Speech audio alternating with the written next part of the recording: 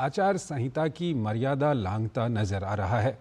ताज़ा मामला है कांग्रेस नेता सलमान खुर्शीद की भतीजी मारिया आलम खां का, जिन्होंने फर्रुखाबाद में एक जनसभा को संबोधित करते हुए वोट जिहाद की बात की और एक वर्ग विशेष को प्रभावित करने का प्रयास किया। सपा प्रत्याशी जियाउर रहमान बर्क के खिलाफ भी इसी तरह के मामले में आचार संहिता उल्लंघन का मामला दर्ज किया गया है। लोकसभा चुनाव अपने चरम पर है। राजनीतिक दल मतदाताओं को लुभाने के लिए तरह तरह के बयान दे रहे हैं। कई नेताओं की बयानबाजी इतनी बेलगाम होती जा रही है कि जैसे उन्होंने लोकतंत्र के इस पर्व को समाज में जहर घोलने का मौका बना लिया है। इस कड़ी में कांग्रेस नेता सलमान खुर्शीद की भतीजी मारिया आलम खान के विवादित बयान पर पार्टी घिरती नजर आ रही है। मारिया ने समाजवादी पार्टी के उम्मीदवार के समर्थन में फर्रुखाबाद में एक जनसभा को संबोधित करते हुए एक समाज के वोट को लुभाने के लिए विशेष संदेश देने की कोशिश की। उन्होंने कहा कि बहुत जल्दबाजी ना करके बहुत खामोशी के साथ एक साथ होकर वोटों का जिहाद करो, क्योंकि हम केवल वोटों का जिहाद कर सकते हैं। वो सिर्फ यही नहीं रुकी, उन्होंने तो भाजपा प्रत्याशी मुकेश राजपूत के साथ बैठक करने वाले मुसलमानों का हुक्का पानी बंद करने की भी धमकी दे डाली। मामले में मारिया के खिलाफ एफआईआर दर्ज कर ली गई है। एफएसटी टीम के मजिस्ट्रेट के द्वारा लिखित तहरीर थाना कायमगंज पर दी गई। उस तहरीर के आधार पर आईपीसी और लोक प्रतिनिधित्व अधिनियम के अंतर्गत मुकदमा पंजीकृत कर लिया गया है। उनके इस बयान पर बीजेपी ने पलटवार किया है। भाजपा प्रवक्ता शहजाद पूनावाला ने कहा है कि जिहादी बचाते बचाते अब वोट जिहाद पर आ गए हैं। इंडी अलायंस पहले जिहादियों के साथ और अब जिहाद के साथ महिमा मंडन करना और कहना चुनाव जिहाद है। कांग्रेस और इंडी अलायंस और उनके तमाम जो नेता है, समाजवादी पार्टी और ये सारी पार्टियां हैं, ये जिहादियों का साथ चाहती है, इसलिए जिहाद उनको नजर आता है। चुनाव इलेक्शन कमीशन को इस पर संज्ञान लेना चाहिए। उधर भाजपा नेता अमित मालविया ने कहा है कि मारिया को कट्टरता और धर्मांधता की ये राजनीति सलमान खुर्शीद से विरासत में मिली है। सलमान खुर्शीद ने 2016 में Watson institute of international and public affairs brown university में बोलते हुए कहा था कि कैसे कांग्रेस ने अपने राजनीतिक लाभ को हासिल करने के लिए शहरी क्षेत्रों में प्रबुद्ध और विचारशील मुसलमानों को पीछे धकेल दिया था। इस रणनीति की यूपीए 1 और यूपीए 2 के गठन में अहम भूमिका थी। उधर सपा के संभल के प्रत्याशी जियाउर रहमान बर्क के खिलाफ आचार संहिता उल्लंघन का मामला दर्ज किया गया है। उन्होंने एक चुनावी कार्यक्रम के दौरान अतीक, मुख्तार और शहाबुद्दीन के नाम पर वोट देने की कसम दिलाते हुए कहा था कि कुर्बानी को जाया ना जाने दें। इस बयान का वीडियो वायरल होते ही प्रशासन अलर्ट हो गया। संभल थाने में एसएफटी द्वारा धारा 171C, 153A, 188 में मुकदमा दर्ज किया गया है। उनके द्वारा कुछ अपराधियों के संबंध में बात की गई और उनको एक इम्पोर्टेंट फिगर बताते हुए लोगों को उकसाने और भड़काने की कोशिश की जानी उसमें परिलक्षित हुई, जिसके आधार पर आईपीसी में मुकदमा पंजीकृत करवाया गया है थाना संभल में। भाजपा वैसे भी कांग्रेस पर तुष्टीकरण का आरोप लगाती रहती है। मारिया के बयान ने कांग्रेस को बैकफुट पर लाकर खड़ा कर दिया है। Bureau report, DD news. केंद्रीय मंत्री अनुराग ठाकुर ने विपक्षी दलों पर निशाना साधते हुए कहा कि विपक्ष अपनी हार देखकर भय और भ्रम फैलाने के लिए डीप फेक का सहारा ले रहा है। केंद्रीय मंत्री ने सवाल पूछा कि आखिर कौन हैं ये लोग और किन किन राजनीतिक दल से आते हैं। चुनाव से पहले से आशंकाएं लगाई जा रही थी कि जब विपक्ष इस चुनाव में अपनी हार देखेगा तो कभी झूठ तो कभी टेक्नोलॉजी के माध्यम से भय और भ्रम फैलाने का काम किया जाएगा। जब विपक्ष के बड़े नेताओं ने झूठ बोलकर प्रचार किया, भय और भ्रम फैलाने का प्रयास किया, उसके बावजूद भी उनको अपनी हार दिखती नजर आई, तो अब डीप फेक के प्रयोग पर उतर आए। आखिर कौन है ये लोग, कितने बड़े नेता हैं, किन किन राजनीतिक दलों से हैं, ये बड़ा प्रश्न खड़ा हो रहा है कि आखिरकार टेक्नोलॉजी का दुरुपयोग करके जनता को क्यों गुमराह कर रहे, क्यों भ्रम फैला रहे और वोट के लिए कितना नीचे और गिरेंगे। आंध्र प्रदेश में राष्ट्रीय जनतांत्रिक गठबंधन ने मंगलवार को राज्य में आगामी चुनावों के लिए अपना प्रजा गलम नामक संयुक्त घोषणा पत्र जारी किया। इस दौरान पूर्व मुख्यमंत्री और टीडीपी अध्यक्ष एन चंद्रबाबू नायडू, जनसेना प्रमुख पवन कल्याण और आंध्र प्रदेश बीजेपी प्रभारी सिद्धार्थ सिंह भी नायडू के आवास पर उपस्थित थे। आंध्र प्रदेश में एनडीए में जनसेना, टीडीपी और बीजेपी शामिल हैं।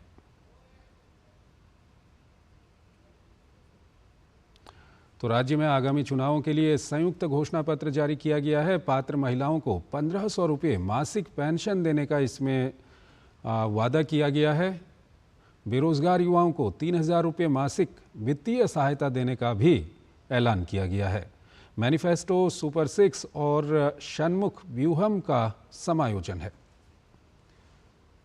टीडीपी ने पहले सुपर 6 की घोषणा की थी, जिसमें महिलाओं को मुफ्त बस यात्रा, प्रतिवर्ष हर घर में 3 मुफ्त रसोई गैस सिलेंडर और ताल्लिकी बंधनम योजना के तहत छात्रों को हर साल 15,000 रुपये मिलेंगे।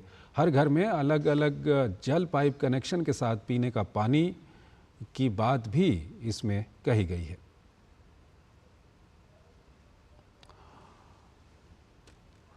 आरजेडी के नेता और पूर्व सांसद रामा सिंह ने पार्टी से इस्तीफा दे दिया है। उन्होंने पार्टी की प्राथमिक सदस्यता से इस्तीफा देते हुए राष्ट्रीय अध्यक्ष लालू प्रसाद यादव को अपना त्यागपत्र भेजा। वो हाल ही में आरजेडी में शामिल हुए थे। रामा सिंह एलजेपी रामविलास में शामिल होंगे। रामा सिंह ने यह भी इशारा किया है कि उनकी पत्नी भी जल्द ही इस्तीफा देंगी। रामा सिंह के आरजेडी छोड़ने की वजह शिवहर या वैशाली से टिकट काटे जाने को भी माना जा रहा है। उन्हें टिकट नहीं मिला तो वो पार्टी से नाराज बताए जा रहे थे। बिल्कुल राष्ट्रीय जनता दल के विपरीत जो है हम लोग की भूमिका होगी और इसके खिलाफ जाकर के हम लोग काम करेंगे। राष्ट्रीय जनता दल के खिलाफ में जो लोग होंगे उनका मदद हम लोग करेंगे। हम लोग तो आज तक किसी पार्टी में है, यह निर्णय आज कल में ही होगी और निर्णय होगी उसकी सूचना भी मैं आप लोगों को दूंगा। उसके बाद उनके मदद से हम लोग गए। लोकसभा चुनाव के दौरान दिल्ली कांग्रेस के अध्यक्ष अरविंदर सिंह लवली के इस्तीफे के बाद पार्टी ने उनका विकल्प तलाश लिया है। आज देवेंद्र यादव को दिल्ली कांग्रेस का अंतरिम अध्यक्ष नियुक्त किया गया है। देवेंद्र यादव ने इस जिम्मेदारी के लिए कांग्रेस के शीर्ष नेतृत्व का धन्यवाद किया है। वहीं उन्होंने अपने कर्तव्य को रेखांकित करते हुए कहा कि वो अरविंदर सिंह लवली से बात करके उनकी परेशानी को जानेंगे। जिस उम्मीद के साथ मुझे ये जिम्मेदारी मेरे कंधों पे डाली है, मैं पूरी तरीके से इसमें सक्षम साबित होकर केंद्रीय नेतृत्व को आने वाले समय में कांग्रेस को मजबूत करने का काम करेंगे। मेरी ये ड्यूटी बन जाती है कि मैं सब तक रीच आउट करूं, उनसे बात करूं, क्या प्रॉब्लम रही है, क्या पीड़ा रही है, क्या परेशानी थी और उसका क्या सॉल्यूशन हो सकता है। मैं एक बात बहुत अच्छे से समझता हूँ कि सबकी आस्था कांग्रेस में ज़रूर है। कोई भी कांग्रेस से नाराज़ नहीं हो सकता। किसी व्यक्ति विशेष से किसी की नाराज़गी हो सकती है, लेकिन कांग्रेस से नहीं है। आम आदमी पार्टी की नेता आतिशी ने चुनाव आयोग पर सवाल खड़े कर कहा कि चुनाव आयोग अब निष्पक्ष नहीं रहा।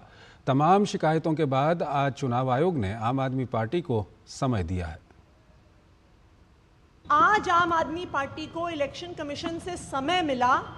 1 महीने बाद हम 22 मार्च से लगातार अलग अलग मुद्दों पे इलेक्शन कमीशन से समय मांग रहे थे। आज जाके 1 महीने बाद हमें समय मिला। आम आदमी पार्टी अपना कैंपेन सॉन्ग रिलीज करती है तो तुरंत हमें ऑब्जेक्शन आ जाते हैं, तुरंत उस गाने को बैन कर दिया जाता है। जब ईडी और सीबीआई चुनाव से पहले अरविंद केजरीवाल को गिरफ्तार करते हैं, इलेक्शन कमीशन उस पर सवाल नहीं उठाता। लेकिन जब हम उनकी गिरफ्तारी पे कैंपेन सॉन्ग बनाते हैं तो इलेक्शन कमीशन को उस पर ऑब्जेक्शन है। हम तो बस यही चाहते हैं कि इलेक्शन कमीशन न्यूट्रल रहे। लोकसभा चुनाव के बीच कांग्रेस को झटके पर झटके मिल रहे हैं। अक्षय कांति बम के बाद एमपी कांग्रेस के दिग्गज नेता और 6 बार के विधायक और एमपी कांग्रेस के पूर्व कार्यवाहक अध्यक्ष रामनिवास रावत ने भी आज बीजेपी का दामन थाम लिया है। रामनिवास रावत ओबीसी वर्ग के बड़े नेता माने जाते हैं। रामनिवास रावत ने मुख्यमंत्री मोहन यादव की मौजूदगी में बीजेपी की सदस्यता ग्रहण की। चंबल की राजनीति में अपना एक अलग मुकाम रखने वाले श्योपुर जिले की विजयपुर विधानसभा से कांग्रेस विधायक रामनिवास रावत विजयपुर सीट से 6 बार के विधायक हैं और पूर्व केंद्रीय मंत्री नरेंद्र सिंह तोमर के सामने लोकसभा का चुनाव भी लड़ चुके हैं।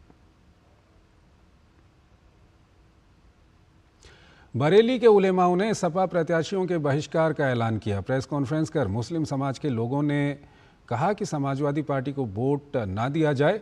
ऑल इंडिया मुस्लिम जमात ने समाजवादी पार्टी पर मुस्लिमों की उपेक्षा का गंभीर आरोप लगाते हुए कहा कि अखिलेश यादव मुस्लिमों के हमदर्द नहीं हैं। आंवला और बदायूं में बहुजन समाज पार्टी को वोट देने की अपील की गई है। वहीं बरेली में मतदान के समय नोटा बटन दबाने की अपील की गई है। हज़ारों मुसलमान उलमाए कराम से सवाल कर रहे हैं कि वोट किसको दिया जाए।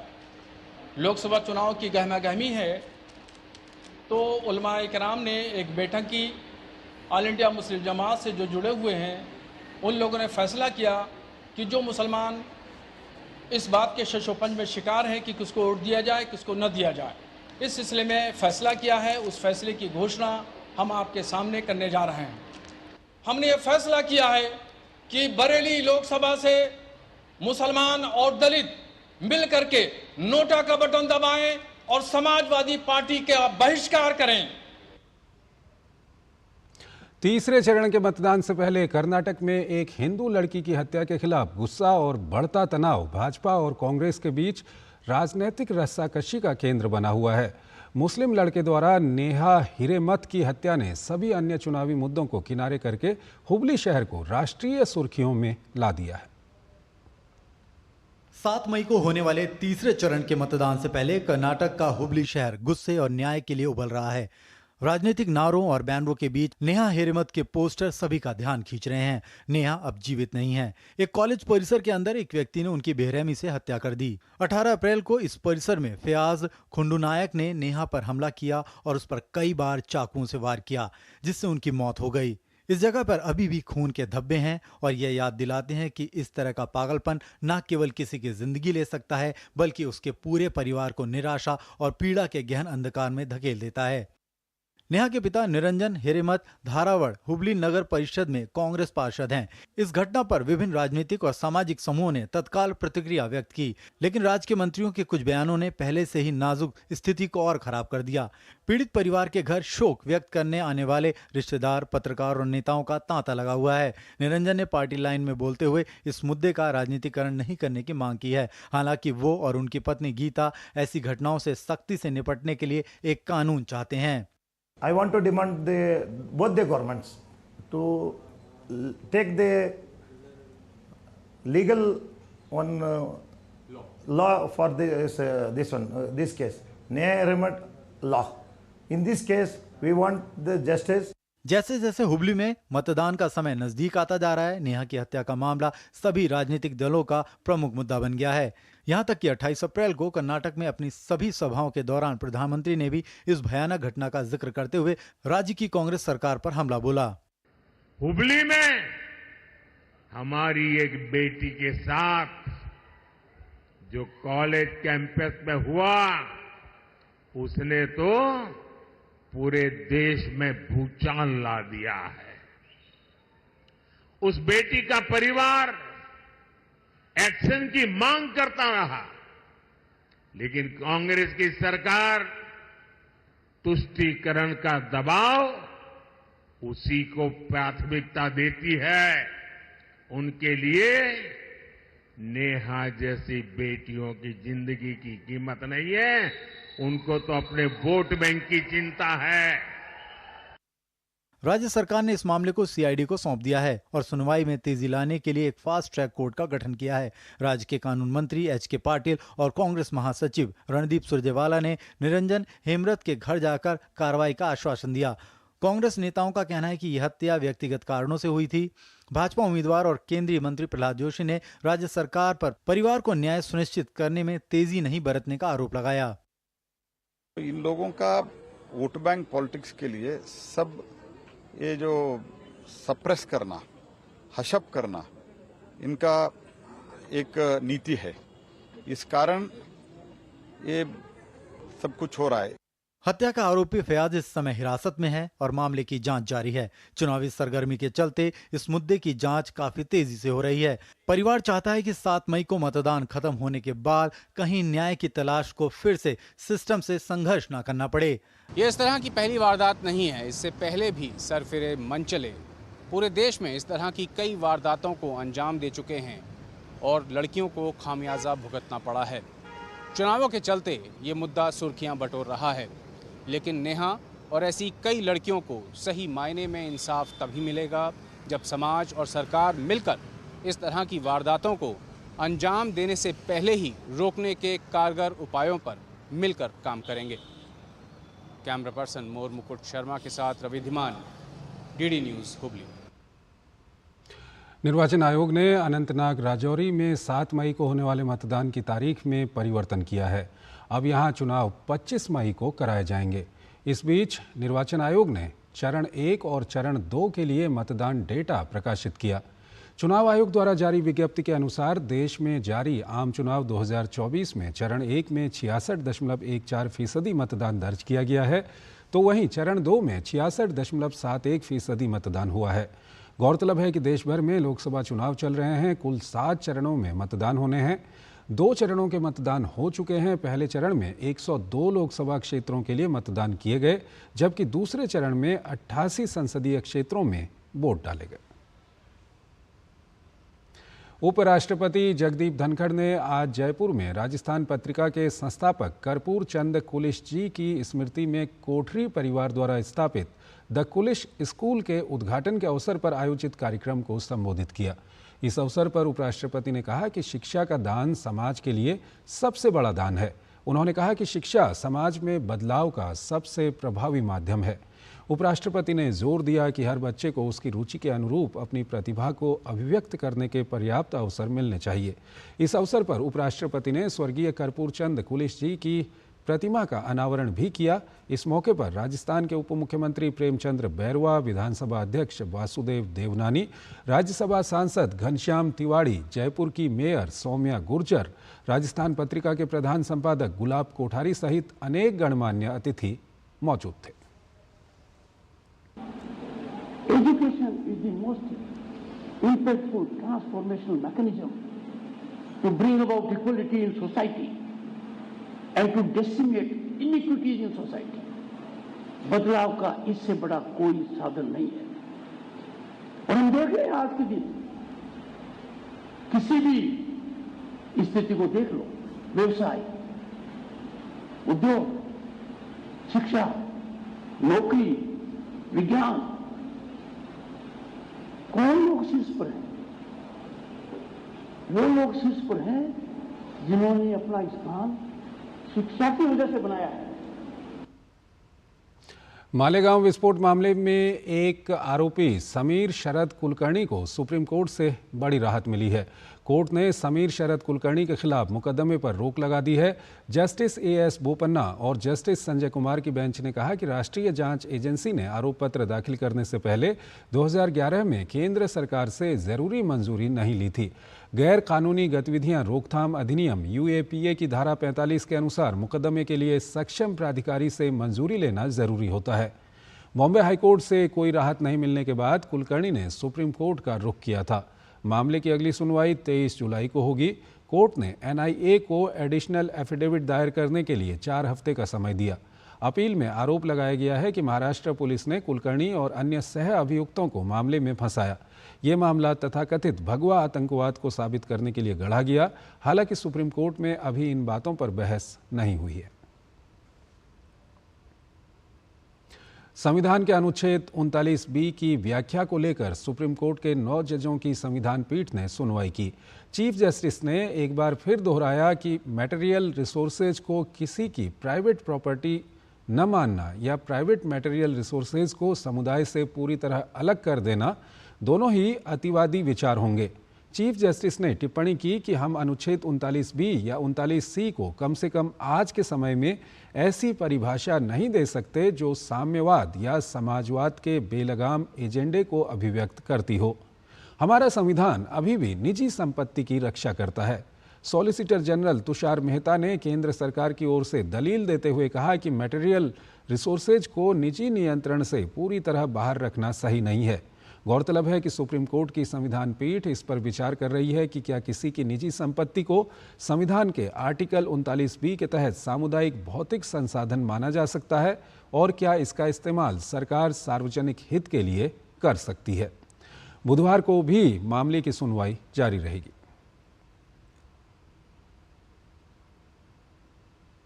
दिल्ली के मुख्यमंत्री अरविंद केजरीवाल की मुश्किलें बढ़ती ही जा रही हैं। कानूनी तौर पर मुख्यमंत्री पद पर बने हुए हैं, लेकिन व्यवहारिक दिक्कतें सामने आती जा रही हैं। जिस तरह से दिल्ली हाई कोर्ट ने एमसीडी कमिश्नर को स्कूलों में बच्चों की किताबें, यूनिफॉर्म और स्टेशनरी वितरण सुनिश्चित करते हुए केजरीवाल पर सख्त टिप्पणी की है, ऐसे में बड़ा सवाल यह है कि आखिर कब तक दिल्ली के मुख्यमंत्री अरविंद केजरीवाल जेल से सरकार चला पाएंगे। दिल्ली हाई कोर्ट ने सोमवार को कहा कि दिल्ली के मुख्यमंत्री अरविंद केजरीवाल की गिरफ्तारी के बावजूद मुख्यमंत्री पद पर बने रहने का फैसला निजी है, लेकिन इसका आशय यह नहीं कि विद्यार्थी के मौलिक अधिकारों को रौंद दिया जाए। जी हां, एमसीडी स्कूल में बच्चों को किताबें उपलब्ध न होने के मामले में दिल्ली हाई कोर्ट ने कहा कि किसी भी राज्य में मुख्यमंत्री पद का कोई औपचारिक पद नहीं है। यह एक ऐसा पद है जहां सीएम को किसी भी संकट या प्राकृतिक आपदा जैसे बाढ़, आग, बीमारी आदि से निपटने के लिए 24 घंटे सातों दिन उपलब्ध रहना पड़ता है। राष्ट्रीय हित और सार्वजनिक हित यह मांग करते हैं कि इस पद पर बैठा कोई भी व्यक्ति लंबे समय तक अनुपलब्ध न हो। एमसीडी स्कूलों में मौजूदा नीतियों के अनुसार मुफ्त पाठ्यपुस्तकें, लेखन सामग्री और यूनिफॉर्म जारी करना और साथ ही टूटी कुर्सियों और मेजों को बदलना एक जरूरी और तत्काल लिया जाने वाला निर्णय है, जिसमें कोई देरी नहीं होनी चाहिए। हाईकोर्ट ने कहा कि मुख्यमंत्री को गिरफ्तार किए जाने और उनकी याचिका को हाईकोर्ट के सिंगल जज द्वारा खारिज किए जाने के बावजूद पद पर बने रहने का निर्णय उनका निजी निर्णय है, लेकिन इसका मतलब यह नहीं कि अगर मुख्यमंत्री उपलब्ध नहीं है तो छोटे बच्चों के मौलिक अधिकारों का हनन होगा और उन्हें सत्र के पहले चरण यानी 1 अप्रैल से 10 मई तक निःशुल्क पाठ्यपुस्तकें, लेखन सामग्री और यूनिफॉर्म के बिना ही रहना पड़ेगा। हाईकोर्ट ने यह भी कहा कि मुख्यमंत्री की अनुपलब्धता या स्थायी समिति का गठन न होना या उपराज्यपाल और एल्डरमैन की नियुक्ति से संबंधित विवाद स्कूल जाने वाले बच्चों को उनकी मुफ्त पाठ्यपुस्तकें, लेखन सामग्री और यूनिफॉर्म पाने के रास्ते में नहीं आ सकते।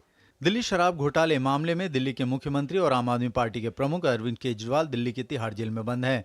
घोटाले में बंद मुख्यमंत्री कुर्सी नहीं छोड़ रहे हैं। ये सवाल दिल्ली के वो मतदाता ही नहीं पूछ रहे जिन्होंने बेहतर कल की आस में नए एजेंडे का दावा करने वाली आम आदमी पार्टी को सत्ता के केंद्र में बिठा दिया था, बल्कि सीएम के अनुभव में शासन प्रशासन के एजेंडे को लागू होने में हो रही दिक्कतों के मद्देनजर ये सवाल कोर्ट भी पूछ रहा है। आम आदमी पार्टी इस मौके को अपने सियासी फायदे के लिए भुनाने की जुगत में लगी है और आरोप प्रत्यारोप को ही अपना राजनीतिक एजेंडा बना रही है, जबकि दिल्ली का आम आदमी खुद को ठगा महसूस कर रहा है। ठगा हुआ इसलिए कि जिस गवर्नेंस मॉडल को आम आदमी पार्टी डंके की चोट पर सबके सामने रखती थी, उस एजेंडे में स्कूली छात्रों के लिए पाठ्यपुस्तकें ही नदारद हैं। Bureau report, DD news.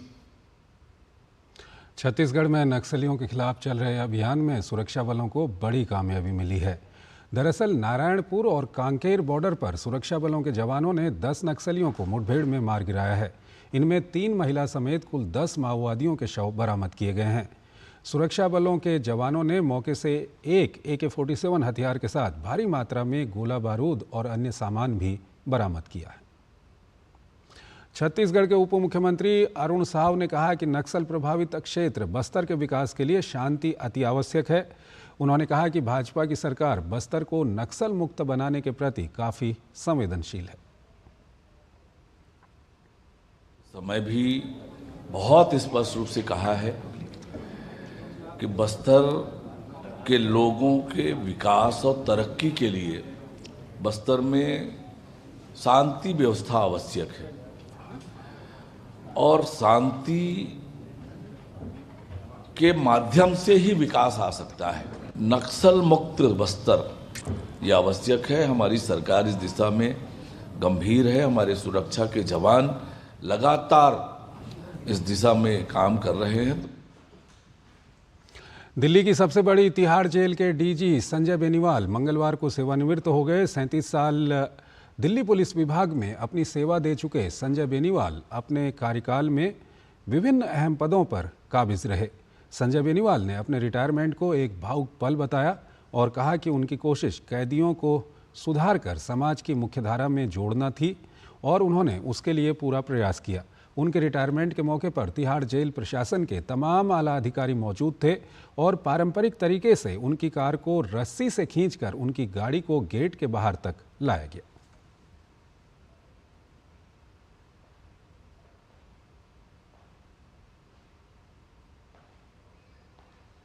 Delhi police में अपनी काफ़ी समय से सर्विसेज देने के बाद डीजी तिहाड़ की पद से अब यहाँ से रिटायरमेंट ले रहे हैं संजय बेनीवाल साहब। सर, कितना इमोशनल है ये पल, जिस तरह से हम सुन रहे थे, आपके साथियों ने आपके बारे में बताया, एक हार्ट टचिंग फील है।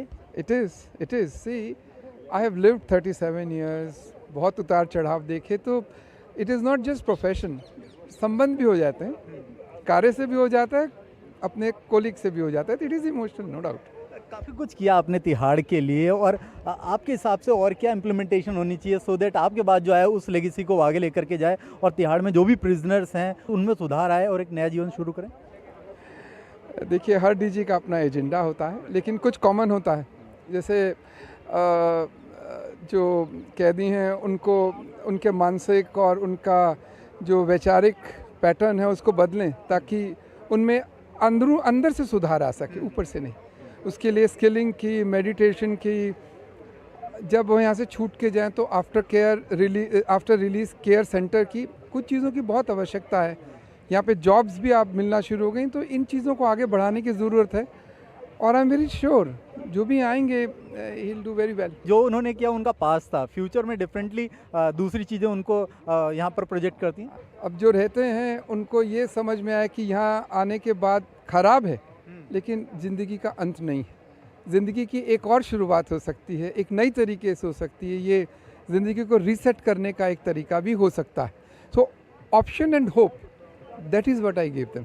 फाइनली आप इनके लिए क्या कुछ कहना चाहेंगे कि ये अपनी लाइफ में किस तरह से आगे नए स्किल्स, नए डेवलपमेंट को यूज़ करें और इस एरिया से बाहर निकलें?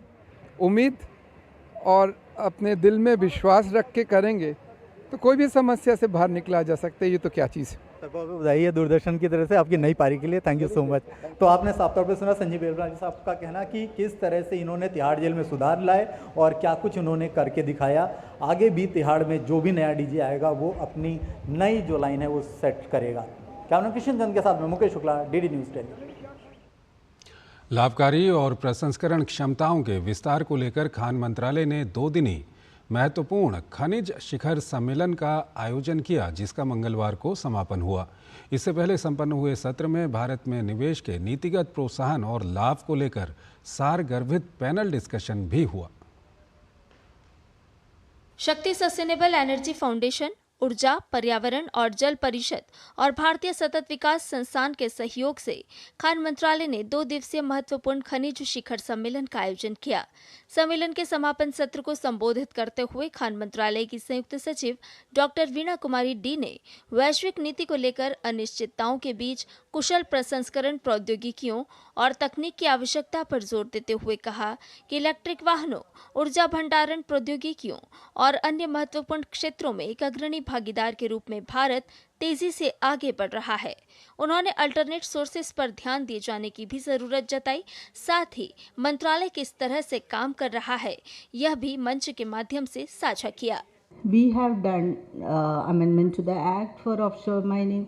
We are working on the rules for that, and India will be the leader in offshore mining because not many countries have done much of offshore mining, and we were working on that for the last since August 2023. So we have already have exploration done in the offshore area and we have some blocks available. सम्मेलन के दूसरे दिन भारत में निवेश के नीतिगत प्रोत्साहन और लाभ विषय पर महत्वपूर्ण पैनल डिस्कशन किया गया, जिसमें इन्वेस्ट इंडिया के principal investment specialist Romil Ravi ने प्रेजेंटेशन के माध्यम से अपनी बात रखी। वहीं Odisha industrial infrastructure development corporation के managing director Bhupendra Singh Punia, mines and geology director Andhra Pradesh VG Venkata Reddy, international copper association के मैनेजिंग डायरेक्टर मयूर करमरकर और यूएस इंडिया बिजनेस काउंसिल के manufacturing and supply chain director Sameer Guthru ने भाग लिया। आपको बता दें कि इस शिखर सम्मेलन का उद्देश्य भारत को महत्वपूर्ण खनिज प्रसंस्करण के लिए एक वैश्विक केंद्र के रूप में स्थापित करना है। डीडी न्यूज़ के लिए संध्या शर्मा की रिपोर्ट। तो इस बुलेटिन में फिलहाल इतना ही। आप बने रहिए डीडी न्यूज़ के साथ। नमस्कार।